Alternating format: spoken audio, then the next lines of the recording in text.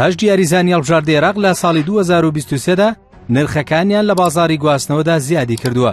پێگەی ترانسفێر مارکێتی جیهانی نوێترین ڕیزبەندی گرانترین یاریزانانی هەڵبژاردنەی عێراقی لە ساڵی 2023 بڵاو کردەوە و هەژ دیاریزان نرخەکانیان زیادی کردووە بە شێوەیە کە کاریگەریان لەسەر ئەنجامی هەڵبژاردنەکەشە بووە. دانیێلۆ سەعید لە پێشەنگی ئەو یاریزانانەدایە کە نرخەکەی بە ڕێژەیەکی زۆر زیادی کردووە. نرخی ئێستای لە بازاری گواستنەوە یاریزاناندا 1,500,000 یۆرۆ لە کاتێکدا نرخی پێشووتری تەنها 150,000 یۆرۆ بووە.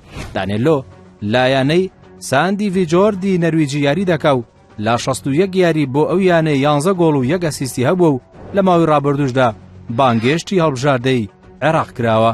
لە پلەی دووەمدا کیڤن یعقوبی یاریزانی یانەی ئاراهوسی نەرویجی دەبینرێ بە شێوەیە کە نرخەکەی 1,500,000 یۆرۆ لە کاتێکدا نرخی پێشووی 900,000 یۆرۆ بووە. زیدان ئیقبالی یاریزانی ئۆتێختی هۆڵندی و ئەمجا داڵتوانی ناوەڕاستکاری زاخۆ لە پلەی سێمی ئەو یاریزانانەی عێراقدان کە نرخەکانیان لە بازاری گواستنەوەی 2023دا زیادی کردووە بە شێوەیەک کە نرخی ئێستای هەریەکەیان 1 ملیۆن یۆرۆیە و بڕی 200,000 یۆرۆ چۆتە سەر نرخەکەیان. ئەمیر عەماری یاریزانی هالمشتادی سویدی نرخەکەی 800 ملیۆن یۆرۆیە و لە پلەی چوارەمی گرانترین یاریزانانی هەڵبژاردنەی عێراقدا لە ساڵی 2023دا.